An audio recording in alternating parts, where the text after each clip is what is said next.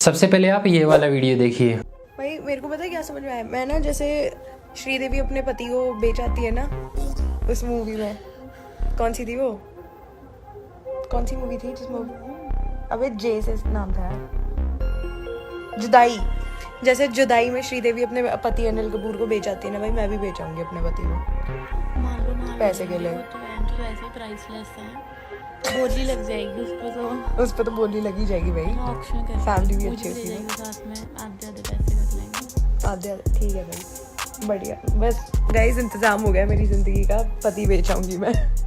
अब जैसा इस लड़की ने अपनी इस वीडियो में बोला है, वैसा अगर कोई लड़का बोल दे तो कितनी बड़ी कंट्रोवर्सी उस समय खड़ी हो जाएगी। और एक तरफ ये लड़की है जिससे लग ही नहीं रहा कि उसने कुछ गलत बोला है। एमसीएम इंडिया के नाम से एक अकाउंट है, उन्होंने जब इस चीज को क्रिटिसाइज किया तो इसने एक और ये वीडियो बनाया। MCM India, thanks for raising your voice against my brutal ideologies, but उसकी मेरे को कोई वैल्यू नहीं है, भैंचो गांड में रहो। और भाई मैं अपने पति का स्लेव ट्रेड करूं, मैं उसको भैंचो किसी और से उसको मरवाऊं, या मैं उसको बेचूं, या मैं उसको मतलब झाड़ू पोछा लगवाऊं, वो हम दोनों के बीच की बात है। तुम्हारा क्या भैंचो, but for your satisfaction FIR कराओ मेरे पे, कराओ FIR कराओ मेरे पे, लेकर जाओ मेरे को, I deserve to go inside. सही कह रहे हो तुम लोग। और इस वीडियो को देखने के बाद तो आप समझ ही गए होंगे कि इसे इस वीडियो बनाने पे कोई भी पछतावा नहीं, इसे लग ही नहीं रहा कि इसने कुछ गलत किया है, बल्कि इसे तो ऐसा लग रहा है कि इसका राइट है कि ये कुछ भी कर सकती है अपने हस्बैंड के साथ, चाहे उसका स्लेव ट्रेड करे, चाहे उसे बेचे, चाहे कुछ ही करे, ये इसका राइट है, ऐसा इसे लग रहा है। जब ये कंट्रोवर्सी थोड़ी बड़ी होने लगी तो इसने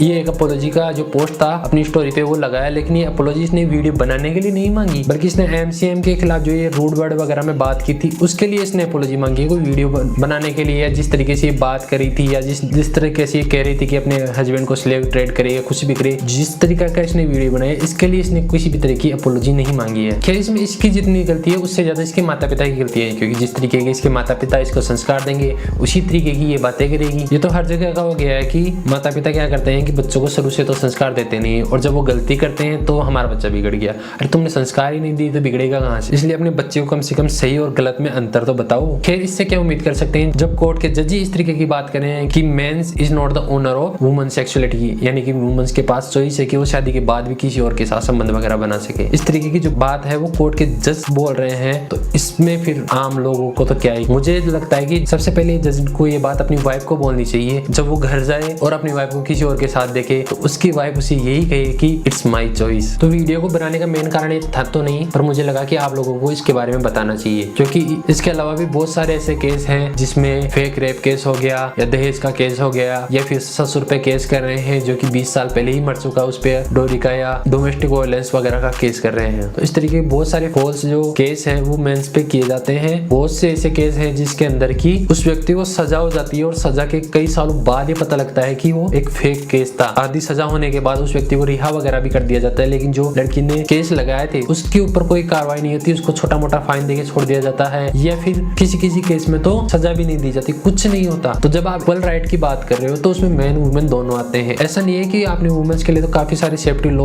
वगैरह बना दिए, लेकिन मेंस के लिए आपने कुछ भी नहीं बनाया। फिर ये इक्वलिटी कहाँ हुई? ये तो आपने एक जेंडर विशेष को ज्यादा प्रायोरिटी दे दी। इसलिए मेंस के लिए भी सेफ्टी लॉ वगैरह है वो बननी चाहिए। कम से कम इतना तो होना चाहिए कि अगर किसी मेन पर किसी तरीके का केस लगता है, चाहे वो फेक रेप केस हो या किसी भी तरीके का फेक केस हो, और उसको सजा हो जाती है, उस समय पता नहीं लगता कि वो फेक है और उसे सजा हो जाती है, और कुछ समय तक सजा भुगतने के बाद उसे पता लगता है कि ये फेक केस है, जज वगैरह को या जो जांच एजेंसियां हैं उनको पता लगता है कि ये फेक केस है, तो जो सजा उस लड़की को मिली कम से कम वो सजा सेम टू सेम उस लड़की को मिलनी चाहिए जिसने उस पर ये इल्जाम लगाया था। कम से कम इतना लो तो बना ही सकते हैं, या वो भी नहीं बनता। तो आज की वीडियो में तो इतना ही, मिलते हैं अगले वीडियो में, तब तक के लिए बाय बाय, थैंक यू, धन्यवाद।